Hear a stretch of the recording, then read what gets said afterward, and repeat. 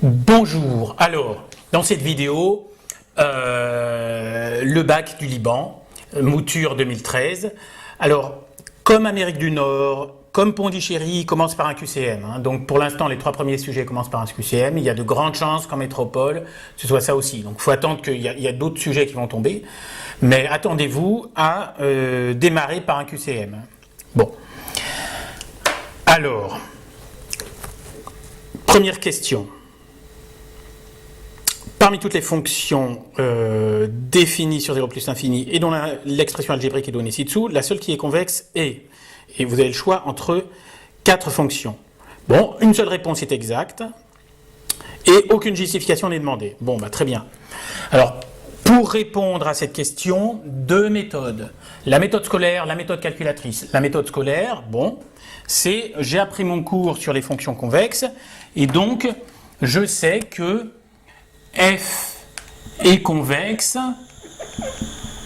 c'est pareil que f seconde positive ou nulle. Voilà. F seconde, c'est la dérivée seconde, c'est-à-dire c'est la dérivée de la dérivée, donc il faut dériver deux fois. Voilà. Bon, ça c'est le truc à connaître, la formule pour les fonctions convexes. Voilà, mon marqueur est un peu en fin de vie, c'est pas grave. Alors, donc on me propose par exemple x3 moins 3x2 plus 4.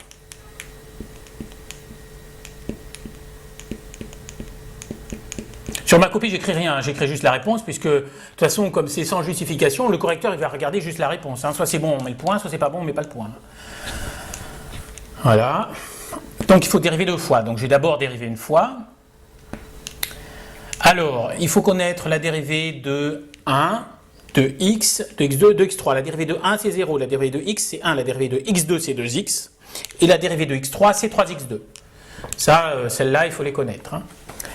Donc, je commence par dériver x3, ça fait 3x2. Ensuite, je dérive x2, ça fait 2x. Et le moins 3, je le laisse comme ça. Le 4, quand je dérive, ça fait 0. Donc là, j'ai dérivé une fois, il faut que je dérive encore une fois. Très bien. Dérivée de 3x2, donc 3 fois 2x. Alors, la dérivée, ça fait 6. Hein. La dérivée de 6x, c'est 6. Voilà. 6x moins 6. Alors, il demande sur 0 plus l'infini. Donc, est-ce que ça, c'est positif sur 0 plus l'infini? Ben, pas du tout. Si je prends x égale 0,1, ça va me faire 6 fois 0,1 moins 6. Ça va être strictement négatif. Donc, non. Voilà, moi je cherche une dont la dérivée seconde soit positive ou nulle sur 0 plus l'infini. Ça ne peut pas être celle-là. Bon. Essayons avec lnx. Lnx, c'est pareil, il faut dériver deux fois. La dérivée de lnx, c'est 1 sur x. Alors ça, il faut le savoir, mais il faut encore dériver. Hein. La dérivée de 1 sur x, c'est moins 1 sur x2. Bon, est-ce que c'est positif sur 0 plus infini? Ben non, c'est négatif. Hein. Donc non. C'est pas celle-là non plus. Bon, espérons que ce ne soit pas la dernière. Ce serait bien que ce soit, par exemple, la troisième. Donc, e moins e puissance x. Moins e puissance x. Alors, ok, il faut dériver deux fois. Bon, la dérivée de e puissance x, c'est e puissance x. Donc moins e puissance x, quand on le dérive, ben on garde le moins, et le e puissance x, il ne bouge pas. Donc je peux dériver une fois,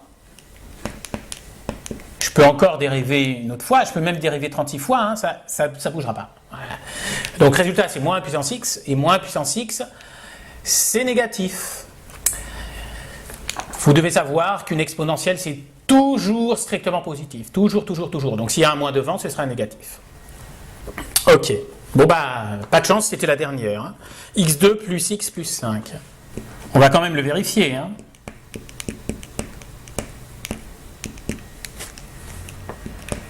D'abord, je dérive une fois. La dérivée de x2, c'est 2x. La dérivée de x, c'est 1. La dérivée de 5, c'est 0.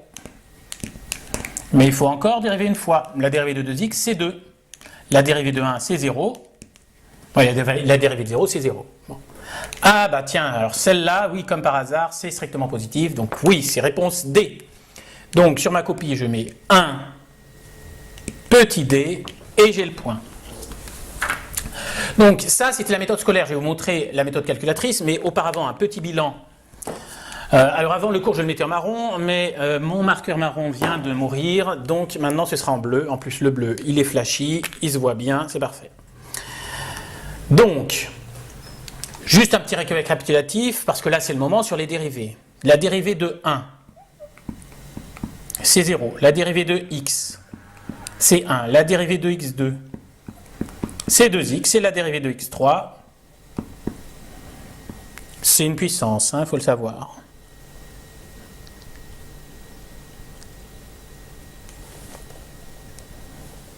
Là, la dérivée de x3, c'est 3x2. Ok ?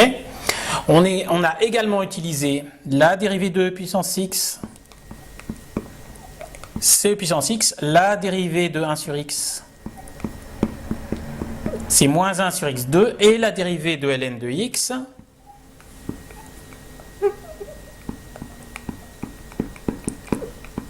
c'est 1 sur x. Autrement dit, dans le tableau des dérivées, on les a à peu près toutes faites.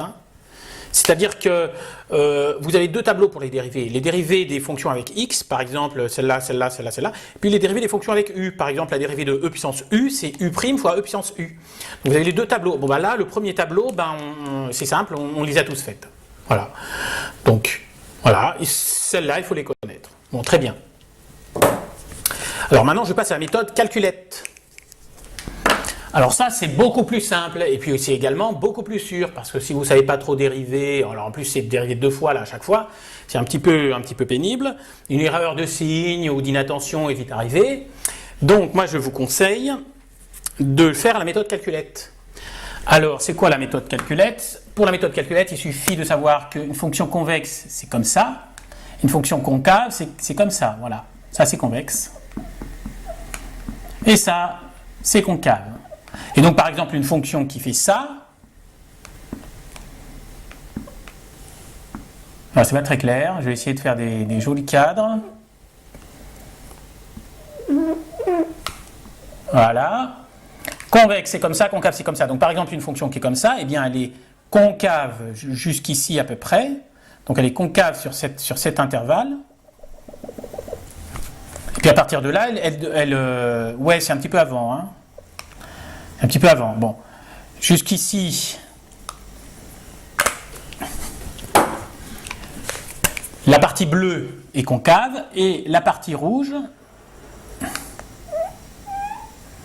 c'est assez moche, est convexe. Enfin, je pense que vous avez compris. D'abord concave, ensuite convexe. Puis au moment où ça passe de concave à convexe, il y a ce qui s'appelle un point d'inflexion, c'est-à-dire que la tangente traverse la courbe, c'est-à-dire que là, pof, la tangente elle traverse la courbe, alors que là, bon, la tangente elle est au-dessus de la courbe, et là, la tangente elle est en dessous. Ah, voilà. Enfin bon, cette histoire de point d'inflexion, c'est pas grave, hein. De toute façon, on voit bien. Donc, c'est surtout ça qu'il faut retenir, hein. Ça, c'est pas grave si vous n'avez pas compris. Alors, donc, on les trace. Par exemple, la première, x3 moins 3x2 plus 4. Parfait.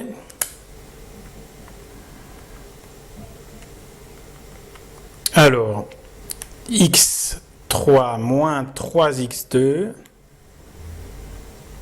Non. x3 moins 3x2 plus 4. Voilà. On la trace. Alors là, moi j'ai ça pour l'instant, donc ma fenêtre elle n'est pas bonne. Donc je rectifie ma fenêtre en faisant Shift V Window. Voilà. Donc le Y max c'était pas suffisant.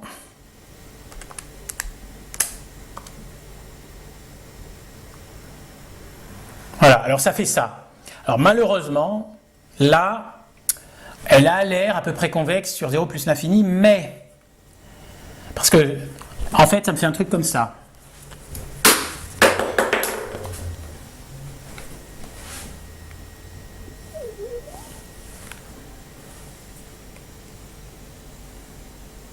Ça me fait un truc comme ça. Et en fait, ici, là, elle n'est pas vraiment convexe. Donc là, je suis obligé de faire un zoom. Donc je rectifie window. Donc par exemple, le xmin, je mets 0, puisque c'est sur 0 plus l'infini. Le xmax, au lieu de mettre 6, je vais mettre 3. Donc parfait. Et là... Voilà. Et là, je vois bien qu'effectivement, ici, là, ben, elle est concave. Hein, elle démarre. Voilà, c'est-à-dire que elle démarre comme ça. Hein, elle démarre comme ça, et elle démarre pas convexe. Hein.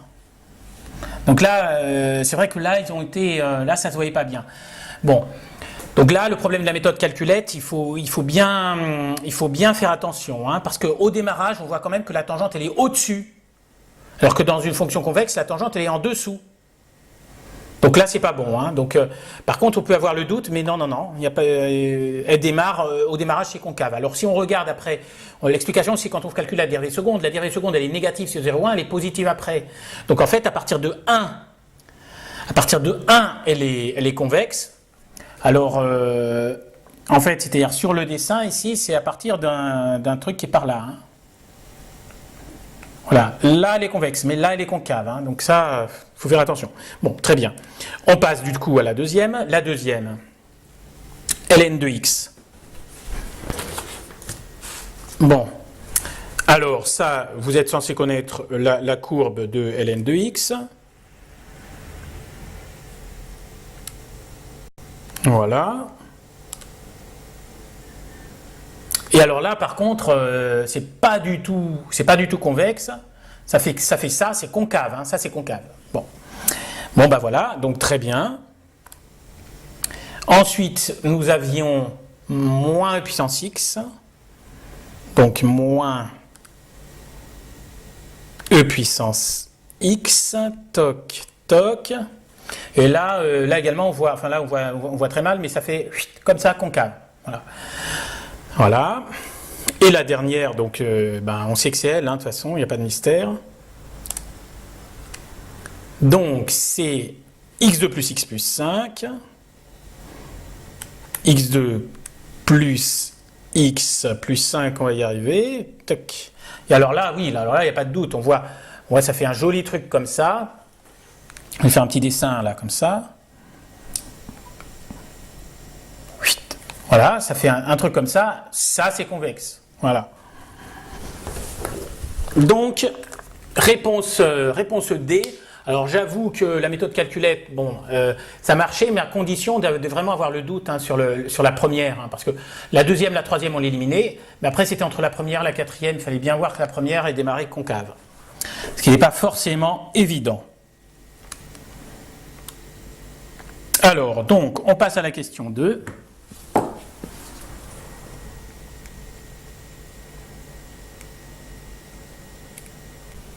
Alors, question 2. Cette fois-ci, on nous demande une primitive. Donc, une primitive de ln x et la fonction grand F définie par, et il y a 4 propositions. Bon, alors, juste un tout petit point de cours. Donc, il faut savoir que grand F est une primitive ce sera mieux.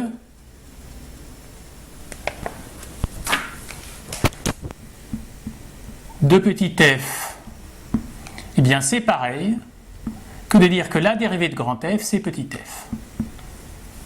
Voilà.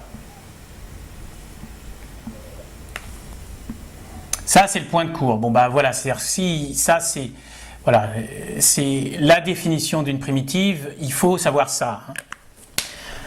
Bon, bah très bien. Donc, j'ai plus qu'à dériver les 4. et je verrai bien ce qui donne ln de x. Donc là, souvent pour les QCM, il y a la méthode scolaire, la méthode calculatrice. Ben là, je ne vois pas comment on peut faire autre que une méthode scolaire, c'est-à-dire on dérive les 4 et on voit bien laquelle donnera ln x. Bon, donc je dérive 1 sur x et je verrai bien si ça me donne ln de x. Ah oui, mais la dérivée de 1 sur x, on a revu le tableau des dérivées tout à l'heure, hein, la dérivée de 1 sur x, c'est moins 1 sur x2. Bon, voilà, donc ça ne marche pas. Hein, c'est la dérivée de ln x qui fait 1 sur x. Mais la dérivée de ln x vaut 1 sur x, ça veut dire que la primitive de 1 sur x, c'est ln x. Mais la primitive de ln x, c'est pas 1 sur x. C'est que dans un sens. Hein. Voilà. La primitive de 1 sur x, c'est ln de x. La primitive de ln de x, c'est pas 1 sur x. Bon. Là, c'est raté. Bon. On essaye la deuxième. X ln x moins x. X ln x moins x. On dérive ça. Alors, d'abord, c'est la dérivée d'une différence, c'est ça moins ça. Donc pour dériver une différence, on fait la différence des dérivées. La dérivée de u moins v, c'est u' moins v'. Donc je dérive ça, je mets mon moins et je dérive ça. Mais le gros morceau, c'est de dériver ça. Ah. Donc pour dériver ça, je dis que ça c'est u et ça c'est v. Donc, je me mets u égale x, v égale ln x. U', donc la dérivée de x, on l'a revu tout à l'heure, c'est 1. V', la dérivée de ln x, eh bien, on l'a revu tout à l'heure aussi, c'est 1 sur x. Voilà. Et donc, la dérivée de u fois v, donc ça aussi c'est du cours, donc maintenant le cours je le mets en bleu, donc ça c'est à savoir. La dérivée de u fois v, c'est u'v plus uv'. Voilà. Très bien.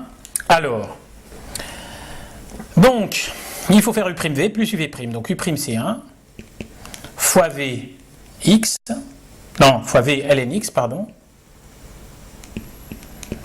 plus u x, fois v', 1 sur x. Voilà, donc là j'ai dérivé mon truc. Je mets moins la dérivée de x. La dérivée de x c'est 1. Donc ça fait ça. Donc une fois ln x, ça fait ln x, plus x fois 1 sur x, mais x fois 1 sur x, ça fait 1. Plus 1 moins 1, tchac, tchac. Celle-là, c'est la bonne. Ouf, c'était pas la quatrième cette fois-ci. Donc là, du coup, ma réponse 2B. Voilà. Alors après, vous pouvez vous amuser à dériver les deux autres si vous voulez. Mais ça ne donnera pas ce qu'il faut. Hein. La quatrième, si on dérive ln x, ça fait 1 sur x. Donc ça ne va pas faire ln x. La troisième, si on la dérive, c'est x log de x. Donc c'est juste ce morceau-là. Et donc du coup, ça nous donnera juste ça. Ça donnera ln x plus 1. Donc ce ne sera pas bon non plus. Enfin, de toute façon, une seule réponse est exacte. Donc 2b. Bon. Parfait, on peut passer à la question 3. Alors, la valeur exacte de l'intégrale de 0 à 1 de e puissance 2x, dx est égal à... Et puis, il y a 4 propositions. Ah bah là, la méthode calculatrice, ça va bien marcher. Enfin, on commence par la méthode scolaire et après, on verra ce qu'on peut faire pour la méthode calculatrice.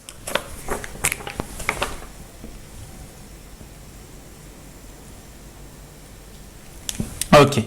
Donc, le 3, on me demande de calculer intégrale de 0 à 1 de e puissance 2x dx.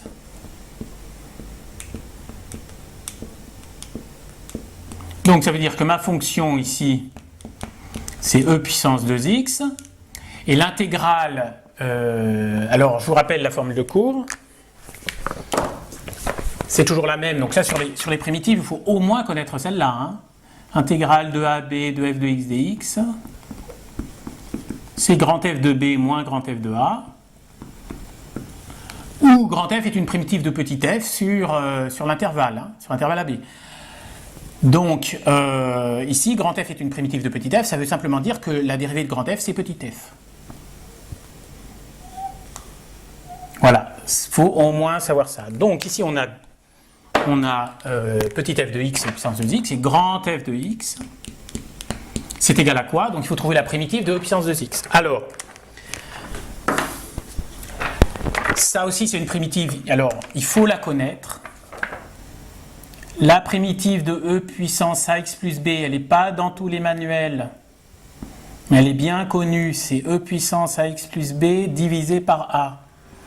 Celle-là, quand on la dérive, on la multiplie par a, et cette fonction, sa dérivée, c'est petit a fois elle-même. C'est petit a fois e puissance ax plus b. Et bien, sa primitive, on divise par a. C'est e puissance ax plus b divisé par a. Voilà. Et ça, il faut le connaître. Si ce n'est pas dans vos tablettes, si ce n'est pas dans vos tableaux, vous pouvez le rajouter parce que 9 fois sur 10, c'est ça.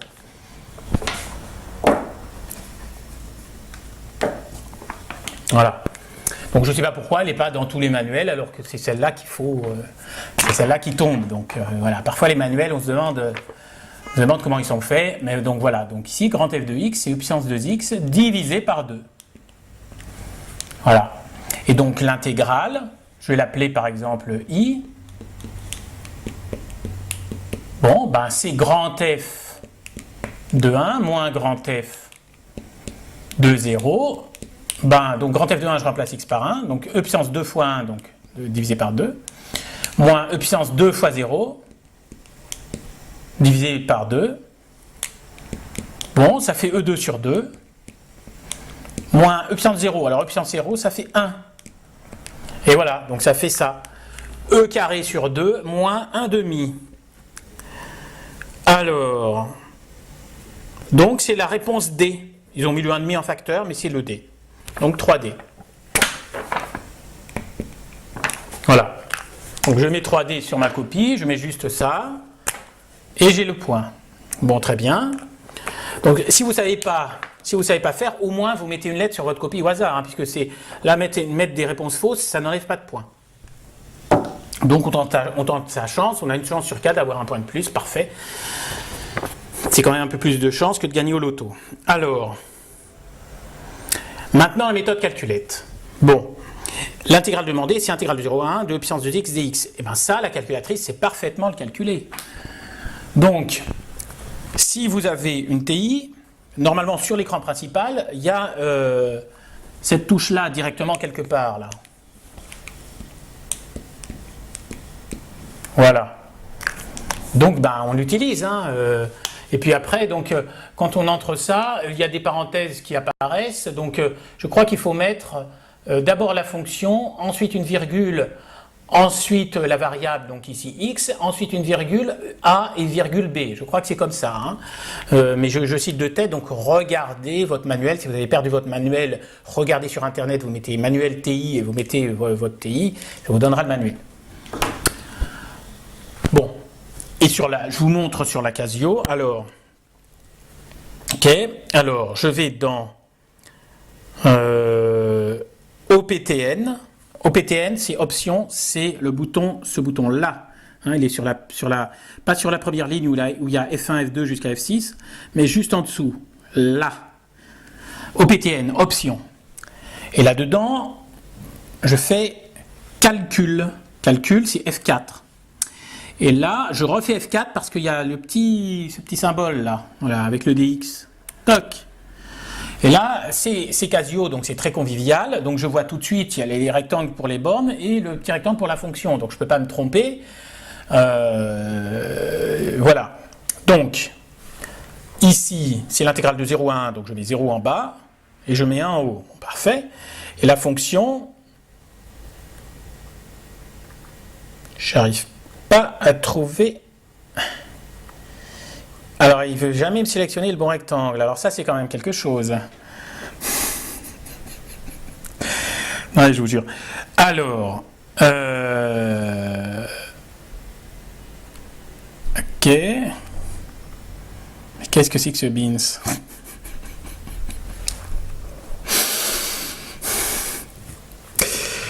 Alors, c'est cela même. On va essayer d'y arriver quand même. Et on n'arrive pas. Alors ça, c'est quelque chose.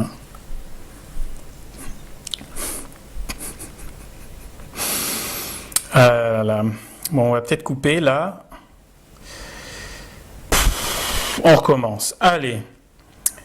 Pof. Ah oui, alors, il faut commencer, là j'ai recommencé et ça me met le petit curseur qui clignote, cette fois-ci dans le bon rectangle où c'est la fonction, donc on va commencer par là. Hein. E puissance 2x, donc E puissance 2x, voilà, donc maintenant que j'ai mis la fonction, je vais peut-être réussir à mettre les bornes, alors c'est cette fois-ci, ah si c'est bon, donc celle du haut c'est bon, celle du bas c'est bon, ouf, 3,19,45 et des brouettes. Alors,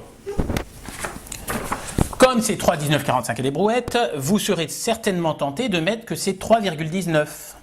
Mais 3,19 c'est une valeur approchée.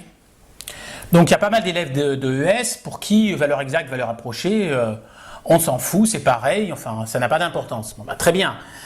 D'un certain côté, en pratique, vous avez raison. Mais pour un prof de maths, c'est très différent. Et comme il y a une partie des maths qui se sont construites sur la distinction entre valeur exacte et valeur approchée, eh ben voilà. Donc là, 3,19, réponse A, c'est une bonne valeur approchée, mais c'est une réponse fausse. Voilà.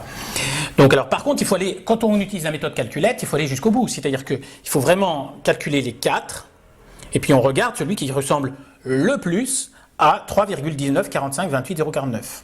Donc par exemple, je prends le petit b, E2 moins 1. Donc allons-y. E2 moins 1. Elle me met 6,3890. Donc ça ne ressemble pas du tout à 3,19,45, etc. Donc on est d'accord, 3,19 ressemble un peu, mais pas plus que ça. Bon.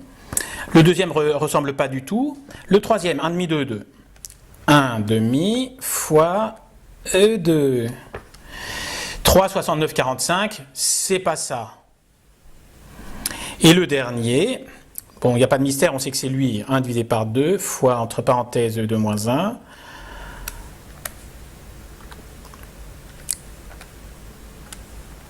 Et là, on a 3,19,45, 28,049. Ah, le 28,049, est-ce qu'il y était? 3,19,45, 28,049, c'est exactement ça.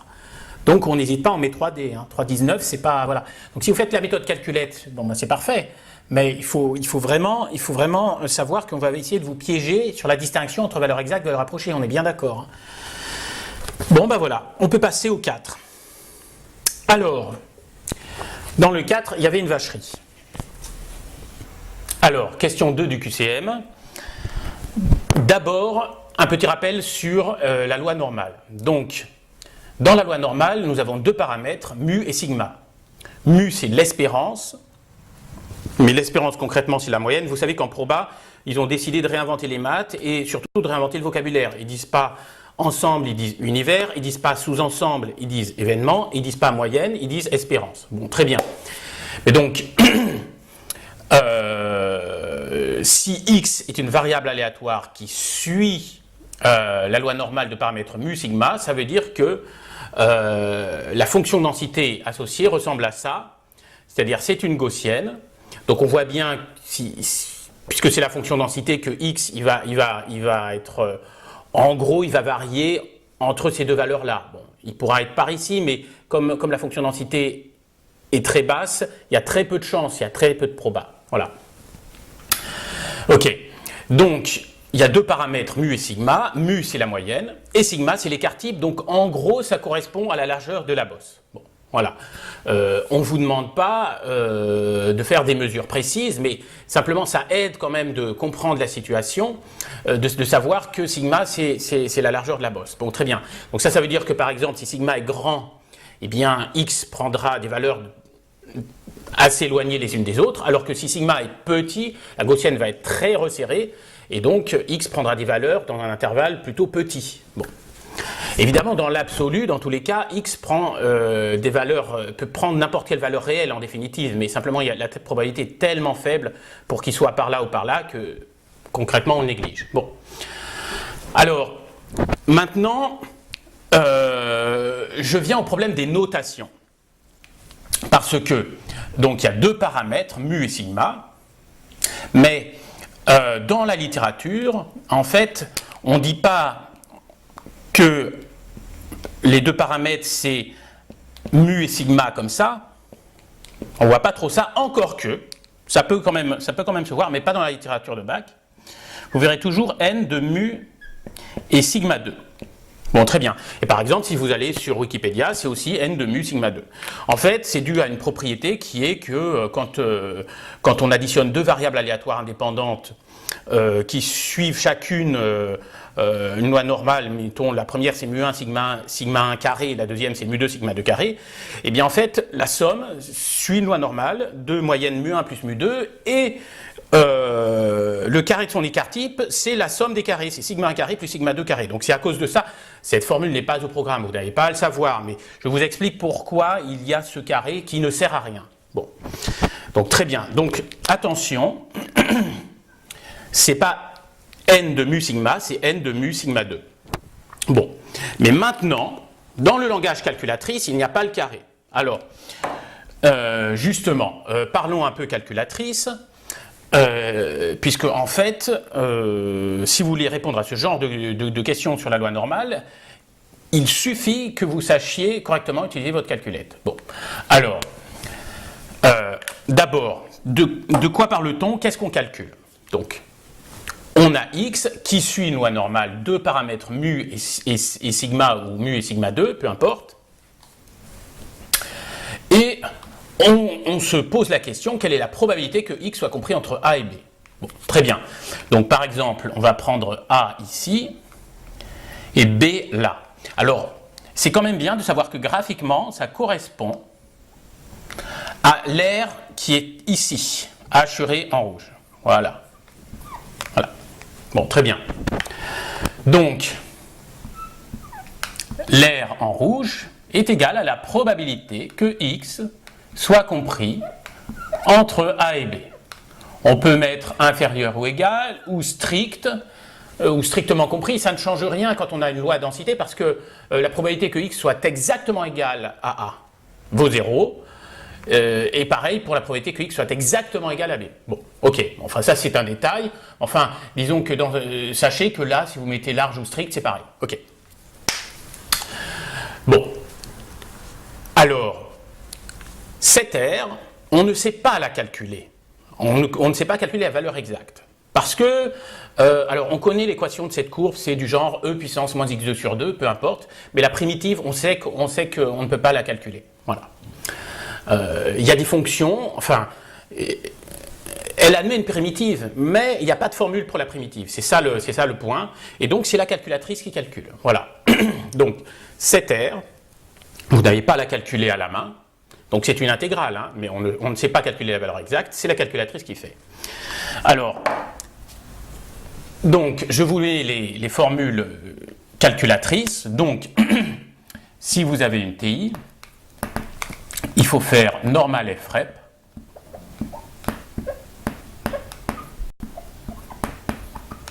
et c'est A, B, mu, sigma. Bon, très bien. Et ça vous donne la probabilité que x soit compris entre A et B. C'est-à-dire, ça vous donne l'aire hachée en rouge. Voilà. Et Casio. Alors, Casio, ils n'ont pas tout compris, les ingénieurs qui ont programmé la calculatrice. C'est norme CD. Donc jusque-là, tout va bien.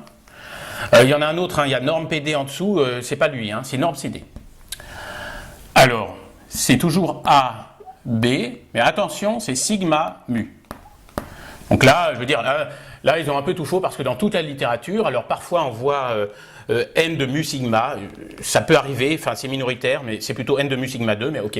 Mais n de mu sigma, ça peut arriver. Par contre, vous verrez jamais n de sigma mu. Hein. Ça, les deux paramètres, c'est d'abord mu, ensuite sigma ou sigma 2, mais c'est jamais d'abord sigma, ensuite mu. Donc je ne sais pas ce qu'il leur a pris chez Casio, bon, ok.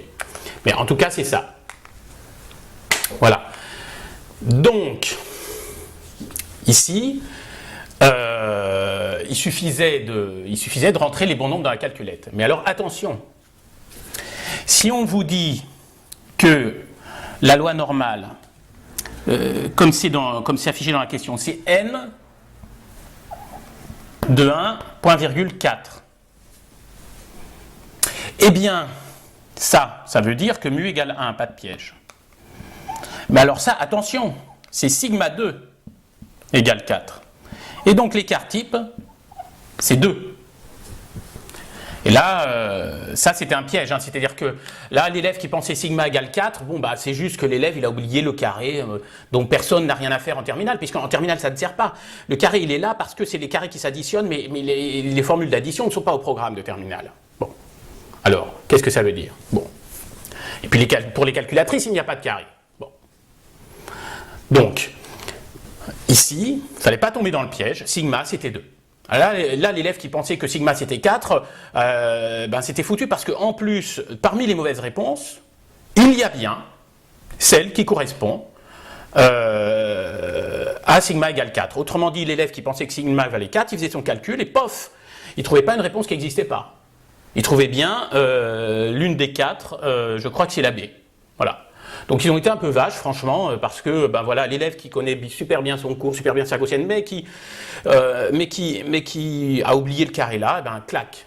Alors que souvent dans les exercices, au lieu de l'écrire sous la forme n de 1, 4, on va plutôt vous le mettre n de 1, 2 au carré, comme ça tout le monde comprend que l'écart type c'est 2, quoi. Hein. Mais là non, là non. Bon, donc c'était carrément un petit peu dégueulasse, mais bon, voilà, ok. Donc, alors maintenant, j'en viens à la réponse à la question. Donc, si x suit la normale n de 1, 4, alors une valeur approchée au centième de la probabilité que x soit compris entre 2 et 3 est. Donc là, la probabilité que x soit compris entre 2 et 3, eh bien, si j'ai une TI, je fais donc normale FREP.